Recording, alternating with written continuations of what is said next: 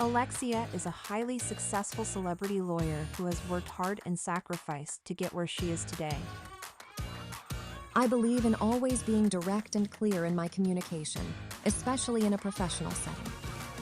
She's living the dream. She's wealthy, powerful, and highly respected in her field. Whoa, you look good today. What's up with you? Wait, don't answer that. Just keep scoring. You know I love you. Stop flirting. You know I don't date in office. Well, you know you can't resist me. Especially when I brought in the win. Win first, and I'll think about it. I hope you won't spend the entire day thinking about me. You can hope all you want. That's the only thing that I won't think about. You think too highly of yourself? Just to finish binging on ice cream in your PJs on a Saturday night. Ouch. See you in court. Ladies. I still have your favorite in my fridge. You bought too many. You always do. So charge me rent. Alexia's colleague, Erica, is always trying to undermine her, but Alexia remains focused on her goals with the support of her cousin, Sophia, who is also her personal assistant. Here you are. Your 10 o'clock is waiting in conference room A. And Marcus called earlier. He did not leave a message. As Alexia navigates her new role at the law firm, she finds herself facing a number of challenges. She's struggling to fit in with her colleagues and is worried about making a good impression on her boss. Her demanding career has left her with little time for a personal life, and her relationships have been few, short, and far between. She's lonely. Feeling overwhelmed, she turns to Natasha DG, a fixer she's heard about through a friend. Natasha listens to Alexia's concerns and offers her some advice on how to navigate the office politics. She encourages Alexia to focus on building relationships with her colleagues and to be proactive in seeking out new opportunities. My name is Natasha DG, and you're listening to the Ladies' Room Talk.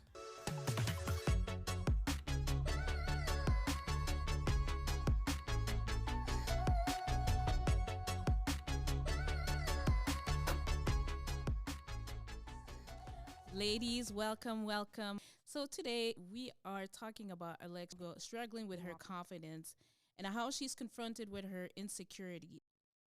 We have Dr. Bac Nguyen, and I'm very excited because he's my mentor, and I'm learning a lot from him. Hey, that wasn't part of the deal. I was supposed to be here. I like when you're here. You had access to my recording. You have access to my book. It's Friday. Come on, give me a break. No. It's almost 7 p.m. I can't. You cannot be there. So first of all, I'm so grateful that you're here. And even if it's Friday, it's good. It's good. So first of all, let me just tell you what person you put me on. This is a woman up show. We're talking about ladies' room talk. So you can understand how insecure I feel here. You're insecure? Come on. You're insecure, Dr. Bac? Come on now. So, okay. You're the host, but I'm going to just try to spot you here. What are we trying to do here? I know this is a new concept. This is your show. I am producing it.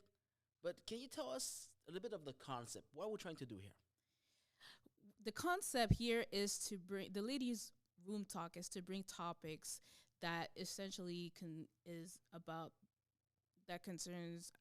ladies and the challenges that we face in our day-to-day life.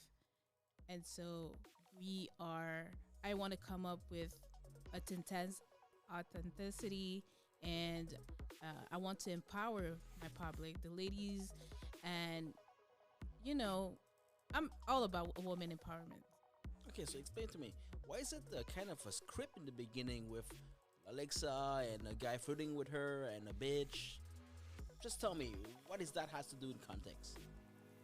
Well, honestly, that context is about, it's only a situation, a regular situation. I think that a regular situation, a day-to-day situation that many of us are confronted, and I want to be able to people to identify themselves in that situation.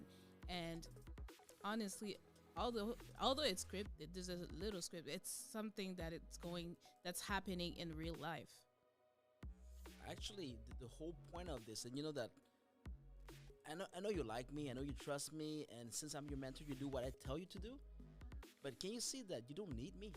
As soon as you open up the door, you know what to say, you know who you want to help, you know who you are. The thing is, you are still waiting for validation. You're waiting for me to give you the permission. That's what I want to get rid of. I want to get rid of me in this show. No, you can't. You can't. And you know, one thing that you just said, you said you're telling me what to do. You don't tell me what to do. You tell me how to think, how to move in life. And that's why I'm so like, I'm excited to have that show with you, to have you here. Tell me, let's put this in the context of Alexa. What does this have to do with Alexa? Because I think that you are Alexa at this stage.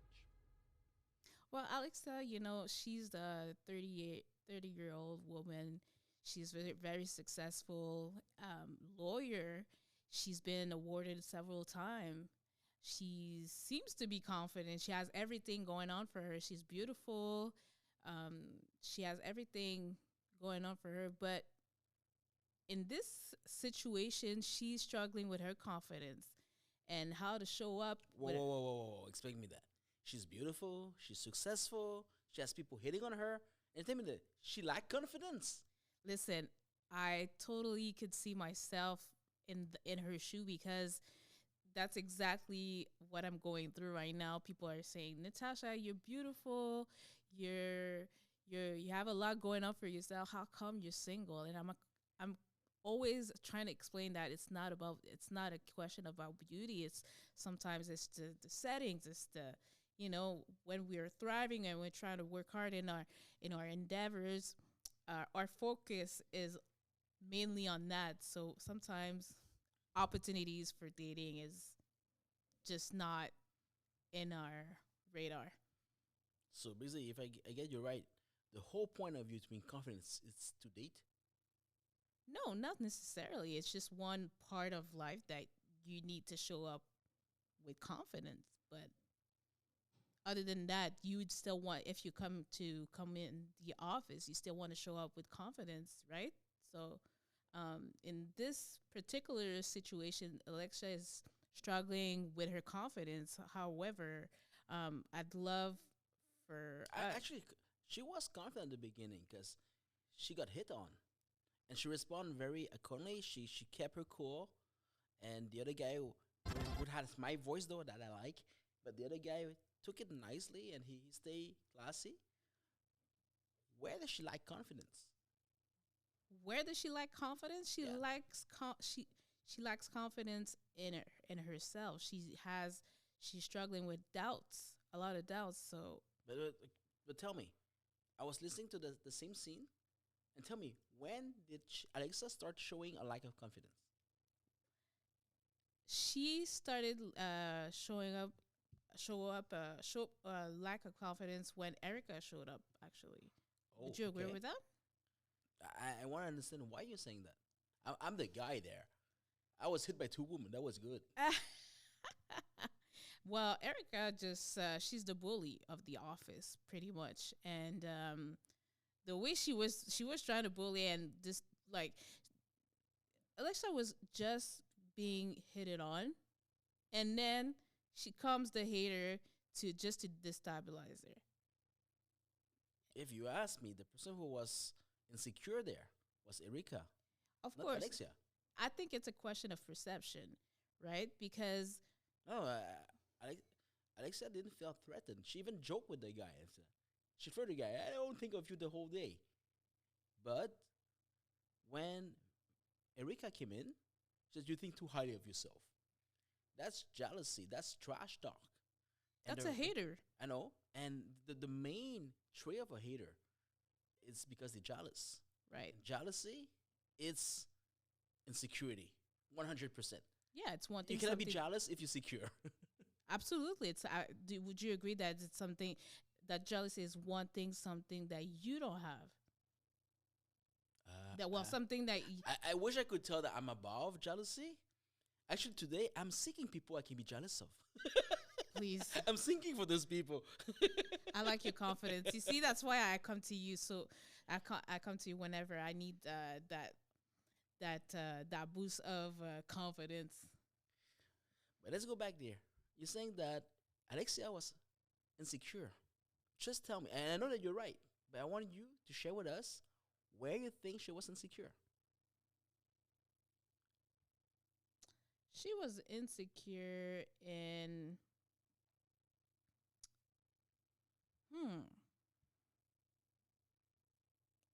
in showing up for her boss, I guess. Oh, She wanted to be a role model. Well, not well, maybe I'm pushing too far being a role model, but she wants to make a good impression for her boss, and she wants to be, an employee that's,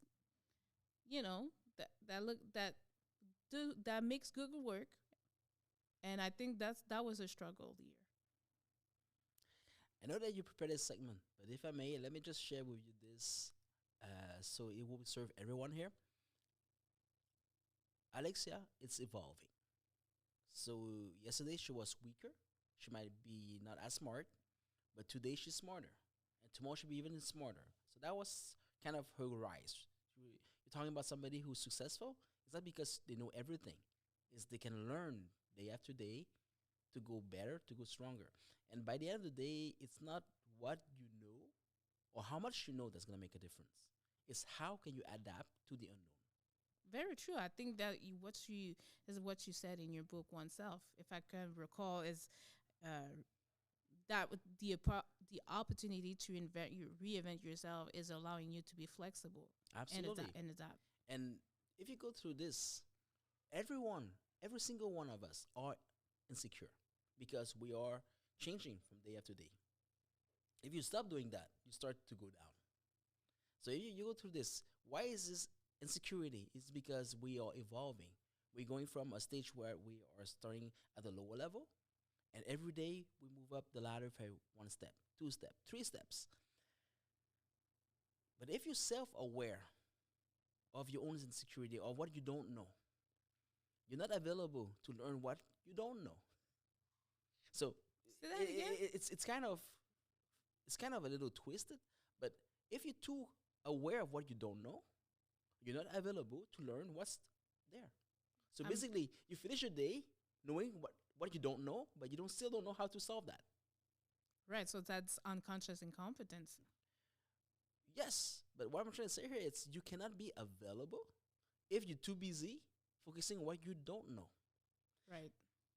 Knowing that you don't know it all, that's the starting point. But after that, you have to be available.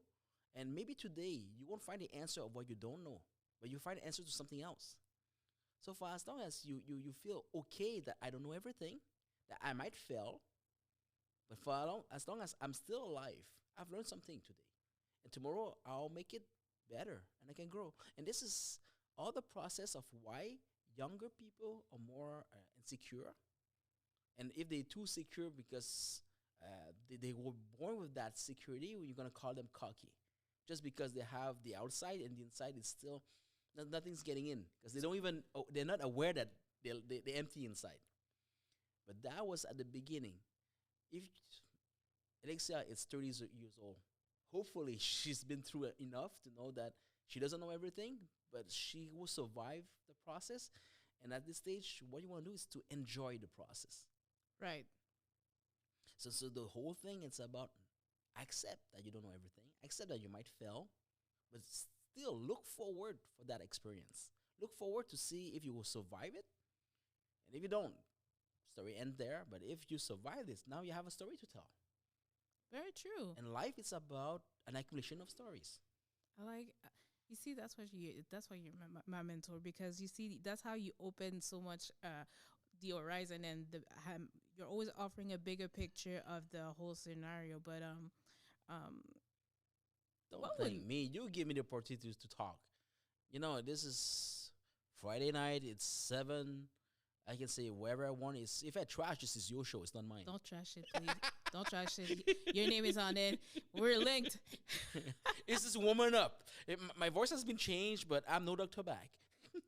Right. So very true. That's a Dr. Back on a Friday, but still. And you see how confident you are right now with me? Yes. Just because you feel accepted, you understand that this position here today, it's you started as a host and you put on yourself the idea of you have to know everything. Then you start, very true. now that you know that I'm here with you, I don't want to steal your show. You're giving me the mic. And now- You're not gonna steal the show. I think that our other podcast is doing very, very well. So it's just because I had to have you on that show today. So that's why you're here. Well, looks like I'm a woman. You're not a woman, but I know that you're teaching and you have other apprentices that are women. So you know what? Allow me to ask you, what do you see in? And I'm hoping I'm not being I think I'm hoping it's okay for me to ask that question. So what do you see, or how did you see me evolve in my confidence as your apprentice? I like that you asked a question. And just before this, to prepare you, and you know that I need your hormones to flow in you. Nothing sexual here. So people, this is audio, so we have to explain everything. Exactly. But we have to spend some time on the piano. And you sang a song that you love. And you have such a beautiful voice. Such a beautiful voice. But as I was playing, I was trying to push you to take the song, to own the song, to make people feel, not the song, but your feelings through it. And it seems that you put yourself under a certain aspect where as soon as you reach that note, you start muting yourself. It's so true. You know what? I can picture myself stopping at that high note just because of the narrative so much other singers had tried to hit that note. And the singer, she's a good singer. The song is beautiful. But because she played it safe, she put a glass ceiling over your head. Right. And this is what happened in life when you follow the wrong people. Actually, the best thing is not to follow people at all. But we all need guidance. You have to follow somebody who's going to put you out there. And then you have to do that just by yourself. But if, just like the song, you're singing on top of a singer who's she's good, but she's playing safe. And out of respect, or out of fear, or I don't know what, you stop just below her. Right. This is a sad story of life. So I was operating in her mode. Actually, you cap yourself because you said that I don't know, I want to pass ahead of the person who opened that door to me. She's beautiful, she's well, she's smart. But don't cap yourself. Very true. So if you the question is, how have you evolved? I think that I cracked open your, I would say your skull, it's not your skull, but kind of the cocoon in which you were in. Very true. And since then you grew, and now you cannot even go back in the cocoon. You don't fit in the cocoon anymore. You said that, and I feel it, and I see what you're saying. I think I cracked the cocoon, and since I'm on that quest to redefine myself, I think under your guidance as well. So honestly, I totally agree with what you just said. So mostly that's exactly what happened to Alexia. She's evolving inside of a new environment. She went through her cocoon. So yes, she is confident. She's growing up. But if she's too aware of who she was, or people bring her back to that stage, you know that we all have that family member say, "Oh yeah, I remember when you shit the bed." It's not doing you any good. Yes, that happened in the past. Accept it. Move on. But for as long as you're going to keep that in you, on you, it is written on your forehead. And people will just aim on that to make fun of you. And why people are doing that is because in a social setting, those that are insecure to build up their own validation security will laugh of somebody else, not laugh of themselves. And this is kind of a cheap trick to just move ahead in a crowd, in a small crowd. Those who are confident, first of all, even if the people laugh at you, you don't care much. You know who you are. And the best thing to do is to laugh with them. Not even say, "Oh, hey, geez, I'm making fun of this guy and he's laughing at himself." Wait for your answer there. And if you can get over that one, now you become the next star of that crowd. Because by the end of the day, all those people laughing, they're scared to death to be in your place. They're scared to death that the spot will go on them, and then they're going to see their own vulnerability. But if you can learn to accept who you are, your scores, you know, they are part of you. And you know, the biggest handicap of today's, I won't say leadership, but to everybody, is to be hypocrite. To be a hypocrite? Yeah, you are something, but you deny it, and then you act to overcompensate that whatever you're trying to hide. Embrace it instead. Embrace it. Most of all, people will not dare attack you. They will say, "Whoa, she's." If he's saying that he is, I don't know, stupid or weak or whatever, is that a trap? Because saying that you're stupid shows confidence. See, that's true. That's true. That's embracing exactly what you're. Well, not. Yeah, I could say weakness in a sense. Play with me a little bit. Okay, so I know about smartness. You know about beauty. So let's say that I'm a guy. I'm saying I'm smart. What am I inviting? People who's gonna challenge me. And after that, it's about who's gonna survive that fight. If I said I'm strong, I'm doing the same thing. I'm gonna invite people who's gonna challenge me. And if I survive that fight, I'm strong. But mostly, I'm inviting fights. I'm saying I'm stupid. Some bully will try. Oh, but they're going to just try with everybody who's weak. Right. That's stupid. But saying that I'm stupid, I'm not weak. I'm confident. And now I mess up with their mind. Because the narrative is different with that. No, because they're saying, I'm saying, my words are saying that I'm weak. Stupid means weak. But because I say it out loud, I don't act weak. And now they look confused and maybe they are weak. Those who are a little smarter will say, whoa, wait a minute. Don't strike there. Maybe it's a trap. Because the weak, they're running, they're showing us the back. And then all we have to do is to shoot them down. Now this guy is going through us. He doesn't look that weak to us. Or something is wrong. Something is wrong. So you start putting doubt in their mind. And this is easy to understand when you look at men's try to fight. But in a social context, just look at a woman. The woman say that I'm pretty. What she's inviting? Challenges. What she's inviting? People who's going to try to diminish hit on her. Right. No, but the man will hit on her, the woman. But now you're dancing. A woman saying that she's pretty plays both ways. If she acts pretty, men will go to her. She acts pretty and confident, even women will go to her. She's saying that she's pretty. Now there's a problem. Yeah. There's no confidence there. There's no attraction there. And the only thing that she's going to be attracting is a target. Being a target of somebody else. Being a target of somebody who's looking for validation. Of somebody that's looking for you know what? I just need to ask you this. Because I know, and I remember very clearly asking you, I was really nervous actually, but there's at one point I needed to find validation navigating new stuff, new concepts of life. And honestly, I was very nervous to ask you this, but I've asked you for validation just because obviously I respect you, but, and I look up to you for sure. But wouldn't you agree that looking for validation, not only it's a lack of confidence,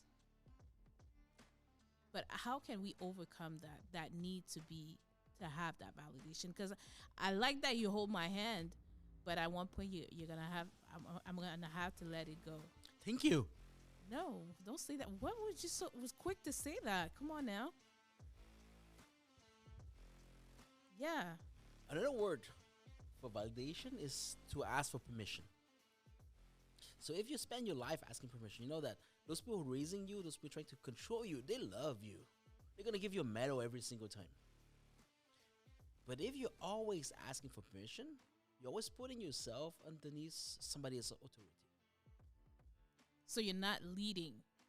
Actually, we're not about talking about leading anything. It's talking about taking control of your own life. So if you're looking for permission every single time, so validation is permission. Just think that's the same thing. Wow. So if everything you do, you need somebody else to say that's okay, what will you do? Stuff that people want you to become. So when you were smaller, that was okay because usually parents want the best for the kids. But in everyday's life, trust me, everybody is out there for themselves. And if you're looking for permission from somebody who doesn't have your best interest at heart, what are you doing? Screwing yourself. Very true. Let me ask you, would you ask the government for permission? Oh, never mind. Would you ask, I don't know, your boss for permission? In a certain environment, yes, you will have to. But outside of that, that's your life, that's your entity, that's your call. Very true. So, what I was trying to tell you about validation is, you don't have to be cocky, you don't have to be arrogant, you don't have to be a rebel. But when it comes to your life, when it comes to you, make your own decision. And then you have to be held accountable for those decisions. Because it's you with you. And you know the fun thing is, all those who are rebelling, they are the one looking for validation. They are so empty inside that it has to do something that big to find validation. When you're secure doesn't mean that you know everything. Secure just means that I don't need anybody else to tell me who I am.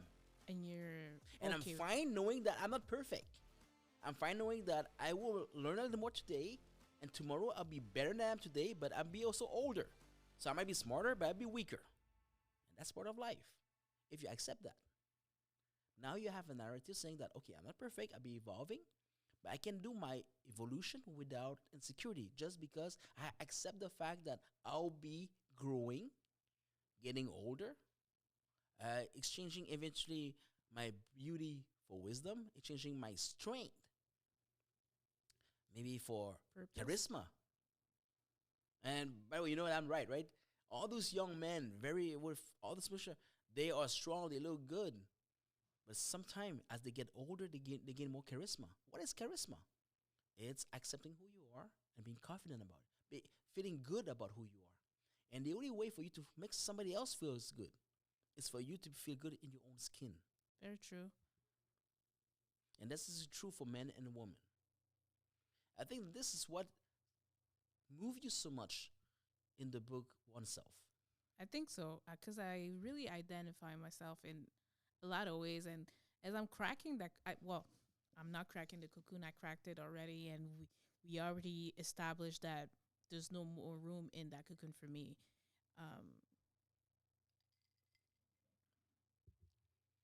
So I know that you had programmed to go. It's weird that I'm saying this. This is like I'm putting myself up on the stage and on the show. But I know that the next segment is a part of Oneself that you choose. Can you just share with us why you chose that segment? About confidence? That segment of confidence, because I think it's the main thing. It's a pillar. Confidence is something that I'm seeing a lot of issues in people in general speaking, and I include myself. And obviously, social media is something. Social media platforms are a way that obviously people are trying to ask for validation indirectly. They're asking for validation as well. So I think in the era of social media, it's so important to have that awareness about validation, that now we know and we understand that is a permission. And I think that's the reason why I wanted. I think confidence is a pillar, is a strong pillar for everybody to learn from and to understand that it's something that we're constantly building. Would you agree with that? I guess I wrote a book about it. More than one. More than one, that's for sure.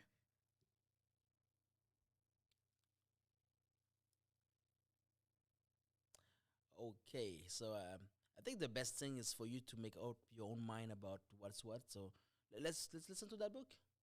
There's a chapter here. Sure.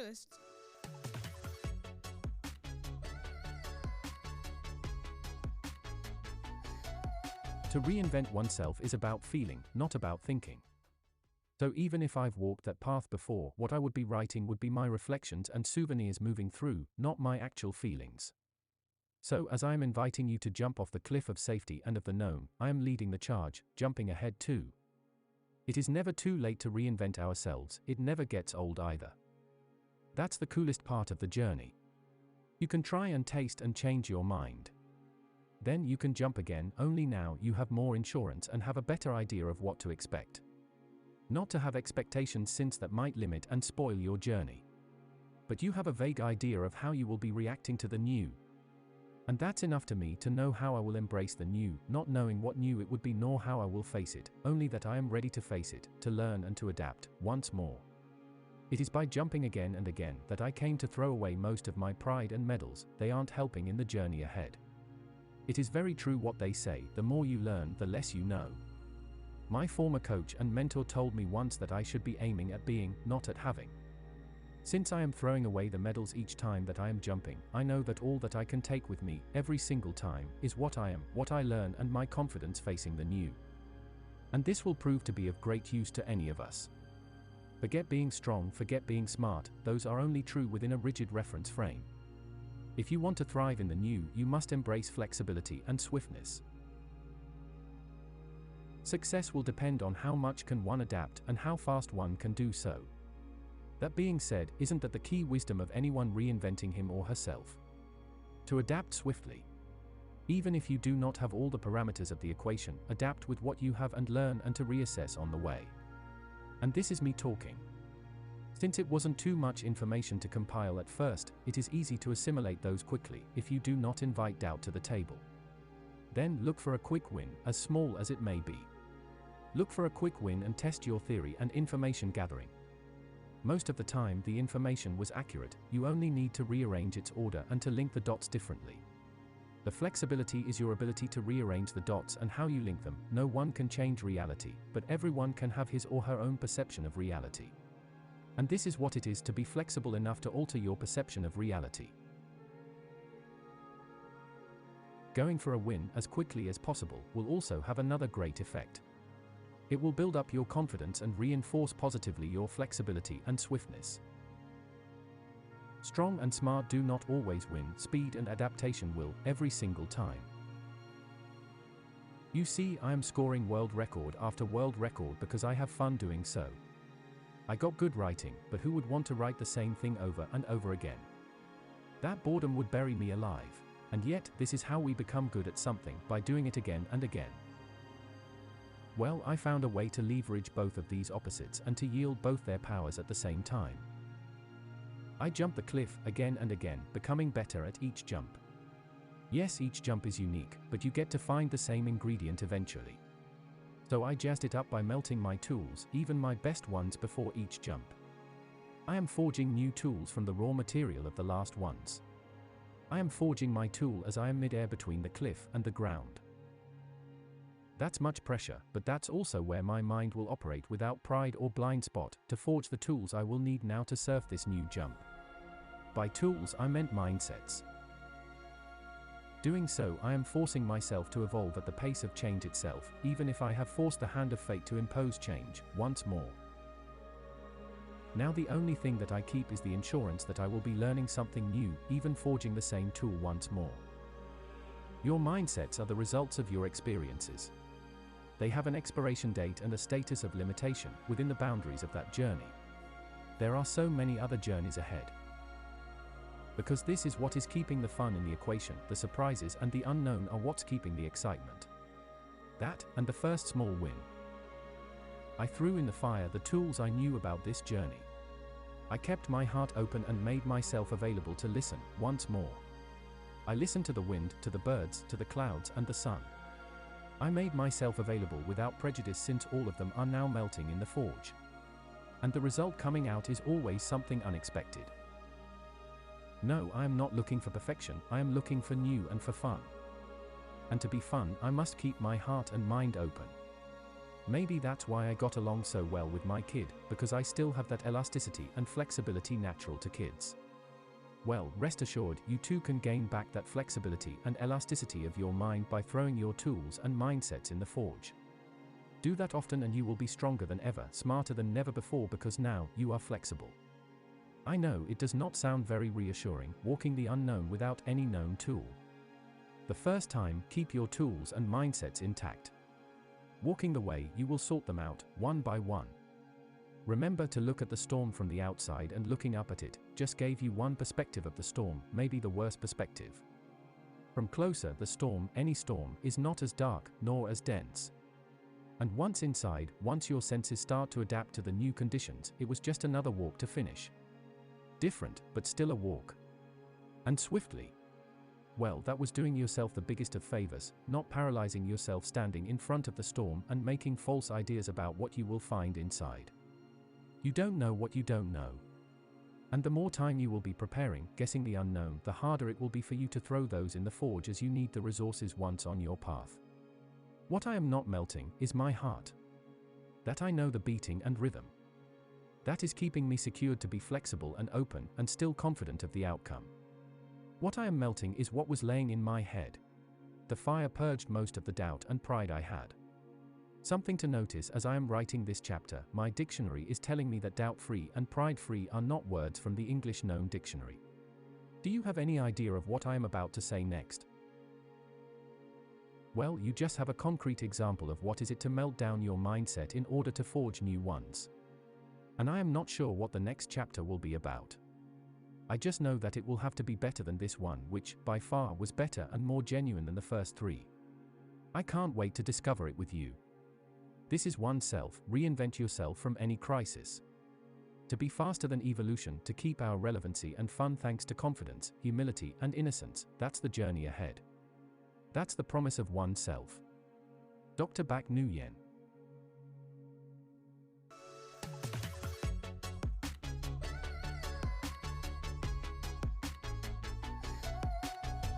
Ladies, welcome back to the Ladies Room Talk. I hope you enjoyed witnessing myself being on having the lesson about confidence, and honestly, You were on the charcoal. literally on the charcoal. And I don't know, today I had I think Dr. Bike not delivered, but I think He had a lot of fun. he had a lot of fun shaking me up. And honestly, I thought Alexia was supposed to be the person on the charcoal, but you know what? I feel more confident, and I want to share. But let me ask you. This is your show. I just trashed your show completely. You didn't trash my show. You're the host. I know. And what I'm doing here, I was supposed to be the technician.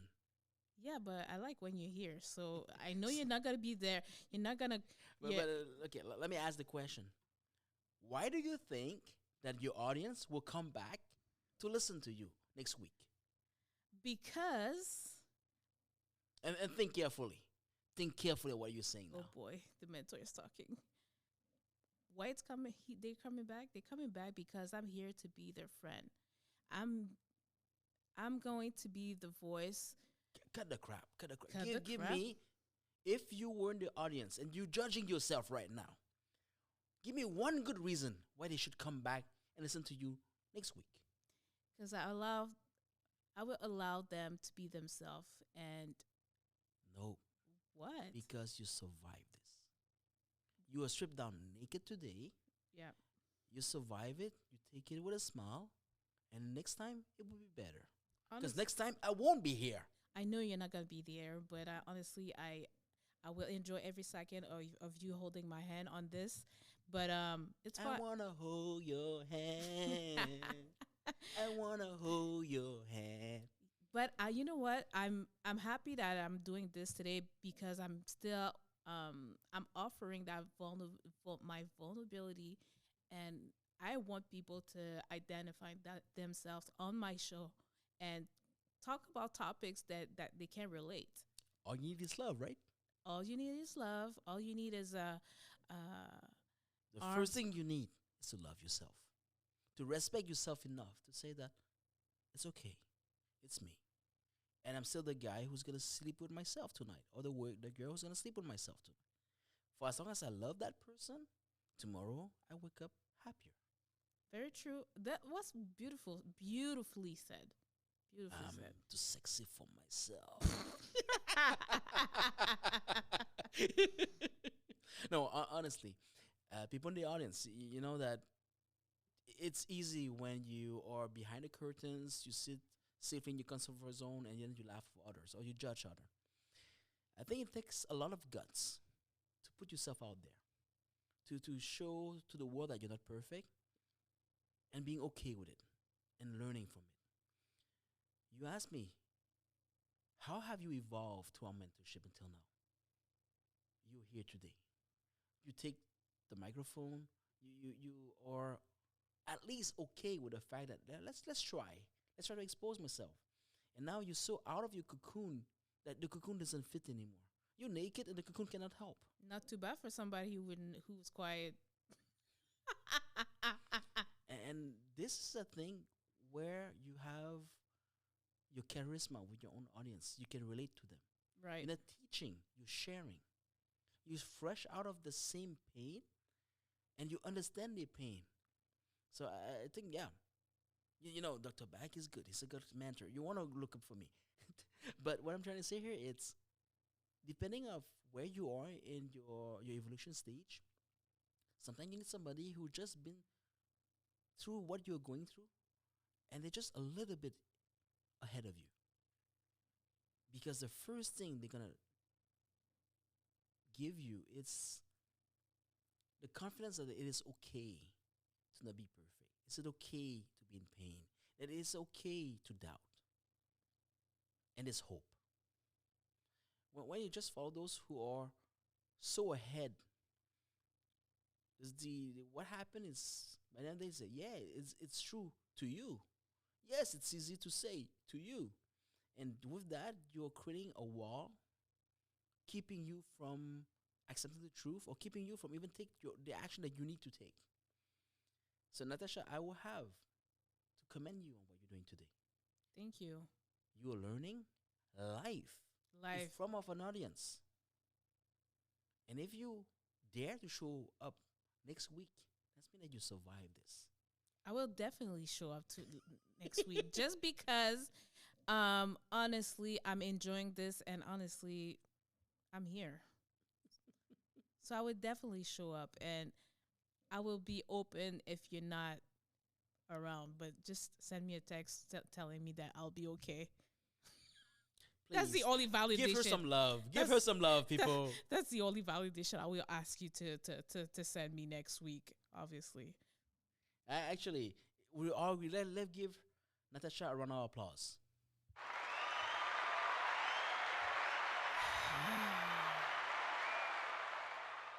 That felt great. Again? Sure.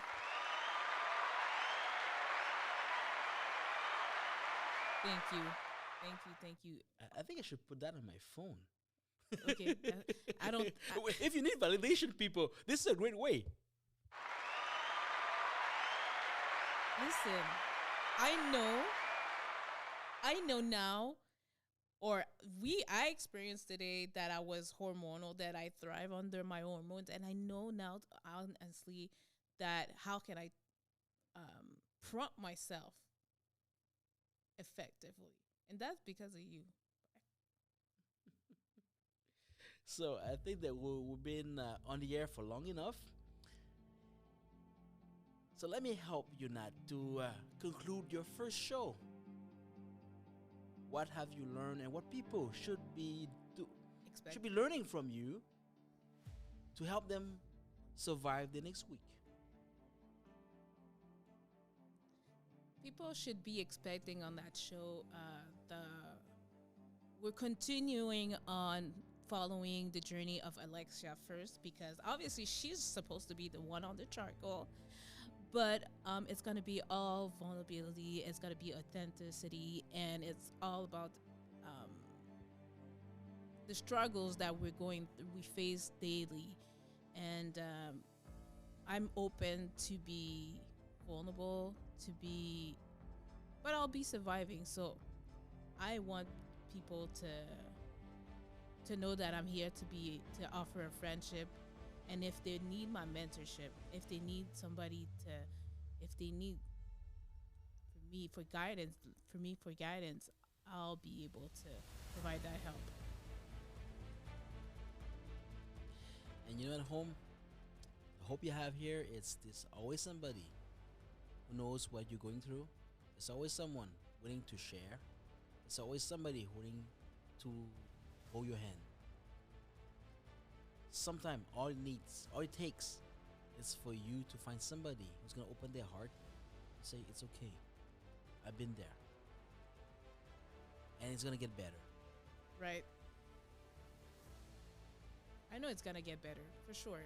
Now it's just a matter of emotions. So, for the record, I am not Dr. Back.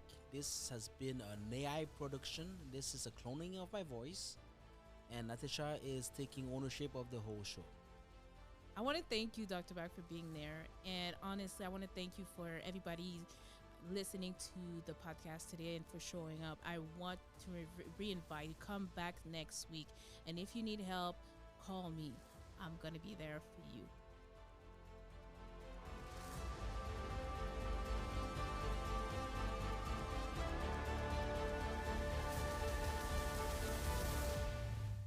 Wow, Natasha, you forgot to say what's the name of your show.